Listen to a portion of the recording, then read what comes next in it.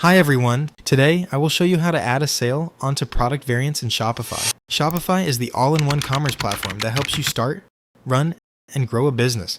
You can grab the link to this tool in the description below if you want to follow along. So with that, let's get started. On your Shopify admin dashboard, look at the left sidebar menu and click on Products.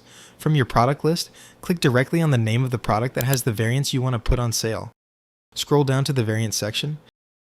Next to the specific variant you want to change, click on its name to open its details page. Scroll down to the pricing section. In the Compare at Price box, enter the original higher price of the product. Next, in the price box, enter the new discounted sale price. Finally, look at the top right corner of the page and click on the Save button to apply the sale. And that's it. You've successfully learned how to add a sale price onto product variants in Shopify. Thanks for watching. If this video helped, be sure to give it a like and subscribe for more quick website guides. Don't forget to add to cart your next big idea.